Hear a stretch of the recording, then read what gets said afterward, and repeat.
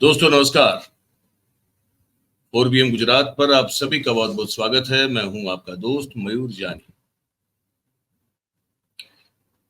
दोस्तों, अनुराग ठाकुर साहब जो कि अब तो केंद्रीय मंत्री नहीं रहे, सांसद हैं बिल्कुल, लेकिन मंत्री पद नहीं मिला इनको। वो अनुराग ठाकुर साहब ने संसद में, लोकसभा में, राहुल गांधी ने जो परसों उनकी बैंड बजा दी थी, उसका खोखला सा जवाब, बड़ा खोखला और बड़ा ही बदतमीज किस्म का जवाब जो है देने की कोशिश की अपने भाषण में। और वो भी कोशिश की कि जैसे राहुल गांधी ने A1 A2 वाला जो बोल दिया तो वो पूरा वायरल हो गया, तो उन्होंने भी कोशिश की कि हम RG1 और IG करेंगे। RG1 मतलब कि राजीव गांधी, RG1 मतलब RG ये राहुल गांधी हैं, वो राजीव गांधी, तो वो पहले हुए तो वो 1 हो गए, ऐसा किया। फिर इंदिरा गांधी का IG कर दिया। वहां से उनका पेट नहीं भरा तो कह दिया कि वो शख्स जो जिसको खुद को अपनी कौन सी जाति है उसका पता नहीं, वो शख्स जाति जनगणना की बात कर रहा है। ये कुछ ज्यादा हो गया, ये कुछ ज्यादा हो गया। मतलब कि ये उनको शायद बहुत बड़ा महंगा सौदा पड़ेगा, ये जो भाषण है उनका वो, क्योंकि ये बुमरैंग की तरह वापिस आके उन्हीं पर प्रहार करता हुआ नजर आ रहा है। पूरे देश में थू थू हो रही है इस बयान को लेकर, और विपक्ष में जितने भी प्रतिपक्ष के जितने भी बड़े नेता हैं वो भी जो है इस पर जमकर हमला बोल रहे हैं। लेकिन प्रधानमंत्री जो है हमारे मोदी साहब, उनको वो बड़ा अच्छा लगा। उनको लगा कि वाह, एक और जो है हमारी किस्म का, बिल्कुल हमारी नस्ल का एक नेता जो है हमने पैदा करके रखा हुआ है। गजब है। मतलब कि ये वही नेता है जो खुलेआम भरी सभा में ये कहता हुआ हम सबको सुनाई दिया था कि गोली मारो सालों को, है ना। तो बीच सड़क पे खुलेआम मंच पर खड़ा होकर गोली मारने की बात कर सकता है। यही तो इनका उत्तराधिकारी हो सकता है, और कौन हो सकता है।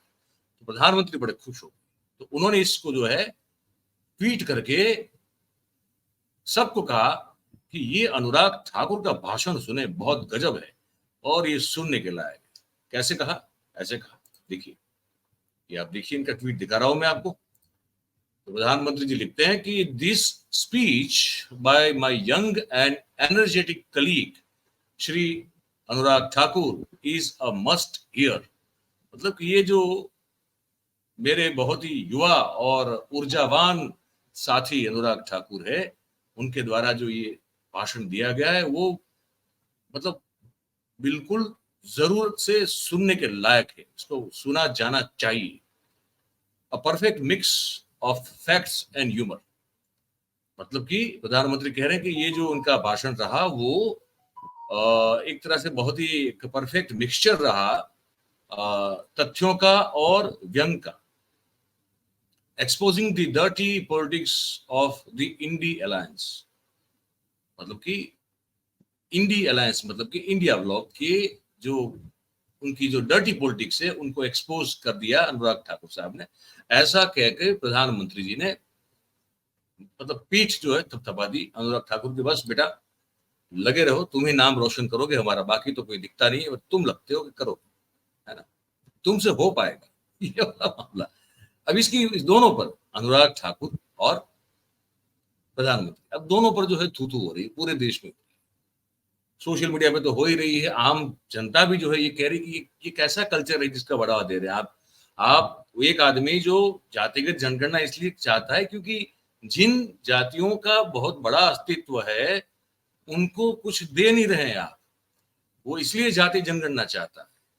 वो जात पात करना नहीं चाहता। वो कहता है कि जिसको जितना अधिकार, जिसको जितना हिस्सा मिलना चाहिए आप वो दे नहीं रहे हो, इसीलिए जाति जनगणना जरूरी है, ताकि पता चले कि कौन सी जाति का कितना हिस्सा है इस देश में, और उनको उन हिस्से के हिसाब से उनको उनका अधिकार मिलना चाहिए। ये मांग जो आदमी कर रहा है उसी के खिलाफ आप ये सब कर रहे हैं। तो दिग्विजय सिंह ने पहले जो कहा है, छोटी सी उनकी बाइट है, वो सुना देता हूं। बदतमीजी है, उनसे उम्मीद नहीं थी और प्रधानमंत्री से उम्मीद नहीं थी किस तरह के वो सपोर्ट करेंगे। बदतमीजी है। कहते हैं कि बदतमीजी है, और उनसे भी उम्मीद नहीं थी, मतलब अनुराग ठाकुर से भी नहीं थी, और प्रधानमंत्री से तो बिल्कुल नहीं थी कि इसको सपोर्ट करेंगे। लेकिन क्या करें, अब वो आपको उम्मीद नहीं है, लेकिन इनकी तो उम्मीद के मुताबिक बोले ना ठाकुर साहब, क्या करें। अब जयराम रमेश ने एक ट्वीट कर दिया।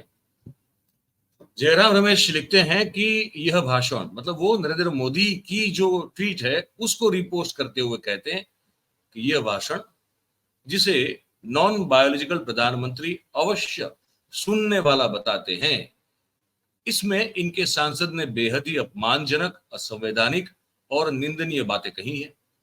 इसे शेयर करके प्रधानमंत्री ने संसदीय विशेषाधिकार के गंभीर उल्लंघन को बढ़ावा दिया है। पूर्व केंद्रीय मंत्री अनुराग ठाकुर ने एक सांसद और विपक्ष के नेता से उनकी जाति पूछकर संसदीय चर्चा के स्तर को और नीचे गिरा दिया है। विपक्ष की बेंच के विरोध पर अध्यक्ष जगदम्बिका पाल ने सांसदों को आश्वासन दिया कि भाषण के उन अंशों को हटा दिया जाएगा। सभी संसदीय मानदंडों से हटकर संसद की कार्रवाई के रिकॉर्ड से हटाए गए भाषण के अंश को एडिट और अपलोड किया जाता है। संसद टीवी ने अनएडिटेड भाषण अपलोड किया और नॉन बायोलॉजिकल प्रधानमंत्री ने इसे सार्वजनिक रूप से शेयर करते हुए इसकी तारीफ की। यह भारत के संसदीय इतिहास में एक नई और शर्मनाक गिरावट है। यह गहरी जड़ें जमा चुके भाजपा, आरएसएस और नरेंद्र मोदी के जातिवाद को दर्शाता है। ये अपने आप में बड़ी बात कही जयराम रमेश ने, क्योंकि जगदम्बिका पाल जो थे उस समय जो अध्यक्ष की कुर्सी पर बैठे थे, उन्होंने कहा भी था कि हाँ, ये जो है, जब विरोध जताया गया तो उन्होंने कहा कि इसको एक्सपंज कर दिया जाएगा, इस पार्ट को उनके भाषण से डिलीट कर दिया जाएगा। लेकिन जब ये आप जो प्रधानमंत्री और जो संसद टीवी ने रखा इनका भाषण अनुराग ठाकुर का, जिसको प्रधानमंत्री ने प्रमोट किया, वो पूरा अनएडिटेड है। मतलब कि सिर्फ अध्यक्ष की सीट पर बैठकर जो जगदम्बिका पाल ने कहा उसका पालन नहीं हुआ। तो ये बड़ी आला दर्जे की गिरावट का एक बेहतरीन नमूना संसदीय कार्यवाही में इस चीज को देखने से हमको मिलता है, और प्रधानमंत्री उसको एंडोर्स भी करते हैं। अब इस पूरे मुद्दे पर अखिलेश यादव ने जो कहा है वो भी सुनने लायक है। अंदर तो बोले ही थे, बाहर भी जो बोले हैं वो भी सुनने के लायक है। ये जाति का सवाल कोई नया नहीं है। जाति का सवाल बहुत पुराना है। मैं उन बातों में नहीं जाना चाहता हूं। आप हमारे वो साथी हैं जो हर एक पे नजर रखते हैं, और एक समय ऐसा आया था उत्तर प्रदेश के सदन में जहां शूद्र को लेकर के बहुत सी चर्चा शुरू हो गई थी। और मुझे याद है कि मैं जब मंदिर के दर्शन करने गया तो कुछ ऐसी ताकतें हैं समाज में, वो नहीं चाहते थे कि मैं हवन पूजन करूं।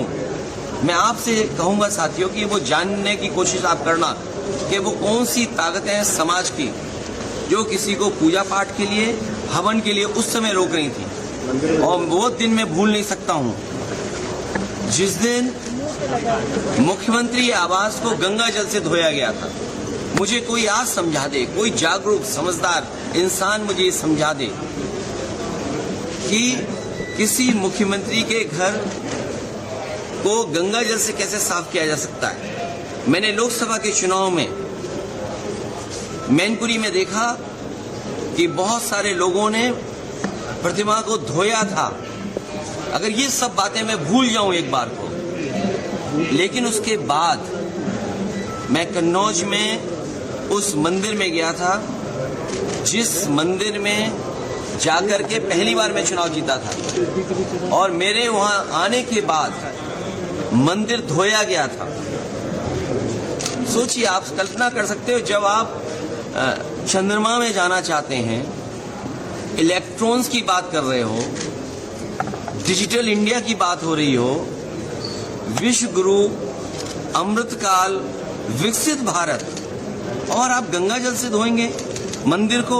सवाल अगर ये हट जाए एक बार को, और जो सदन का सवाल है क्या बीजेपी कांग्रेस पार्टी के नेता या किसी भी व्यक्ति की जात पूछ सकती है? हम और आप लोग कभी व्यवहारिक मजाक करते हैं तो उसमें चलो एक बार को कोई बात मजाक में चली जाए, लेकिन सदन में जो शब्द का इस्तेमाल हुआ था, मुझे तो ये लगता है अनुराग ठाकुर जी को कहा गया है कि 99 बार गाली खा कर गया हो आप सदन में, तब आप मंत्री बनोगे।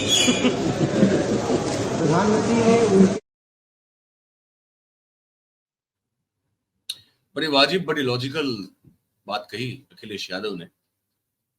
अब इसके बाद सुप्रिया श्रीनेत जी जो है बड़ी फायर ब्रांड प्रवक्ता है कांग्रेस की, उन्होंने भी इसका जवाब दिया है। मुझे लगता है कि आपको वो भी सुनना चाहिए। ये देखिए। अनुराग गोली मारो ठाकुर जी, मैं आपकी जात जानने में तनिक भर भी इच्छुक नहीं हूं, लेकिन आप बार बार अपना चरित्र पूरी दुनिया को, पूरे देश को दिखाते रहते हैं। दिल्ली में भड़काऊ दंगे हुए और उसके दौरान आपने मंच से गोली मारने के नारे लगवाए। आप वही अनुराग ठाकुर हैं। आप वही अनुराग ठाकुर हैं जिसने आज सदन में मर्यादा की हर सीमा लांघ दी। आप वही अनुराग गोली मारो ठाकुर हैं जिसके पास जब कहने को कुछ नहीं बचता, और वैसे भी आपके पास कहने को कभी कुछ औचित्य वाला होता ही नहीं है, तो आप औनी पौनी बेफिजूल की बातें, भड़काऊ भाषण, नफरती एजेंडा चलाने लगते हैं। और आज आपने वही सदन में भी किया, वरना आपकी उपयोगिता ही क्या है आपकी पार्टी में? आपने ऐसा कौन सा राजनीतिक कीर्तिमान स्थापित किया है? यही ट्रोल बने रहना, यही अपशब्द बोलना, यही मर्यादा को लांघना तो आपकी पहचान है। कल निर्मला जी जातिगत जनगणना को सुनकर सदन में खी कर रही थी, आज आपने अपनी पार्टी की असलियत दिखा दी जातिगत जनगणना पर एक व्यक्ति की जाति पूछकर, जो असंवैधानिक है। असलियत तो यह है कि चाहे वो जातिगत जनगणना हो, चाहे वो बेरोजगारी हो, चाहे वो गरीबी हो, महंगाई हो, अग्निवीर हो, किसानों की समस्या हो, नरेंद्र मोदी को चारों तरफ से राहुल गांधी ने और इंडिया गठबंधन ने घेर लिया है। और इसलिए नरेंद्र मोदी ने आप जैसे प्यादों को मंच पे उतारा है, जिससे कि आप लोग अमर्यादित भाषण दीजिए, अपशब्द बोलिए और मर्यादा की सीमा लांघिए। आप वाकई में राहुल गांधी की जात जानना चाहते हैं? जाके पता करिए कि किसके परदादा ने इस देश की आजादी के लिए 9.5 साल जेल में बिता दिए, किसके दादा ने अपनी जवानी इस देश के लिए खपा दी, किसकी दादी और किसके पिता ने इस देश के लिए शहादत दी, किसकी मां ने लाख लांछन सुनकर भी इस देश के प्रति अपना समर्पण बरकरार रखा। और खुद राहुल गांधी, उनके सामने खड़े रहने की आपकी ना नैतिक धुरी है, ना हैसियत है। आप राहुल गांधी की जात जानना चाहते हैं? पहले यह समझ लीजिए कि ये राहुल गांधी के पुरखे थे जिन्होंने ऐसा संविधान बनाया, कांग्रेस पार्टी के नेताओं ने ऐसा संविधान बनाया, बाबा साहब ने ऐसा संविधान बनाया, जिसके तहत आज आप सदन में खड़े होकर सदन की ही मर्यादा को लांघ रहे थे। राहुल गांधी की जात जानना चाहते हैं? चले जाइए रामचेत मोची के पास, वो बताएगा राहुल गांधी की जात। चले जाइए रामेश्वर सब्जी बेचने वाले के पास, चले जाइए निर्भया की मां के पास, चले जाइए हाथरस की गुड़िया के परिवार के पास, चले जाइए तमाम शहीद अग्निवीरों के परिवार के पास, चले जाइए इस देश के करोड़ों दलित, शोषित, वंचित, आदिवासी लोगों के पास। वो आपको राहुल गांधी की जात बता देंगे। और अगर फिर भी ना मन भरे तो सड़क पर निकल जाइएगा और राहुल गांधी का नाम लीजिएगा, और फिर देखिएगा कि यह देश अपने बेटे, अपने भाई को किस मोहब्बत से, किस अदब से, किस सम्मान से ट्रीट करता है। शायद आपको तब समझ में आए कि राहुल गांधी कौन है। लेकिन एक बात याद रखिएगा, जातिगत जनगणना का मन राहुल गांधी ने, इंडिया गठबंधन ने बना लिया है, ठान लिया है, और जातिगत जनगणना हर कीमत पे होके रहेगी। आप कुछ भी कर लीजिए, जातिगत जनगणना तो करानी पड़ेगी। तो ये बड़ा दमदार उनका एक छोटा सा स्पीच रहा सुप्रिया श्रीनेत जी का। और बात तो सच है, जो आदमी 10,000 किलोमीटर से ऊपर चल चुका हो इस देश में, जो आम लोगों को मिलकर उनके दुख, दर्द और परेशानी जानने की कोशिश करता हो ईमानदारी से, तो वो आदमी की क्या जात पूछेंगे आप? बड़ा अजीब सा लगता है। तो उसने मैंने कहा तू करवा ली अपने ऊपर, और फिर वो मोदी साहब ने इसको एंडोर्स करके अपनी और फजीयत कर ली। ऐसा दृश्य जो है सामने दिखाई दे रहा है। आपको ये बातचीत सुन के, खबर देख के आपके मन में क्या विचार आते हैं, ये आप जो है हमको लिख के जरूर से बताइए, कमेंट करके। और अगर बातचीत आपको हमारी पसंद आई हो तो इस वीडियो को लाइक करें, इसकी जो लिंक है उसको उतना शेयर करें, और हमारा जो चैनल है भाई 4 PM गुजरात, उसे आप सब्सक्राइब करें और अपने आसपास के लोगों से करवाएं। बहुत बहुत धन्यवाद करेंगे आप सभी का हमारे साथ इस कार्यक्रम में जुड़ने के लिए। Thank you very much. नमस्कार।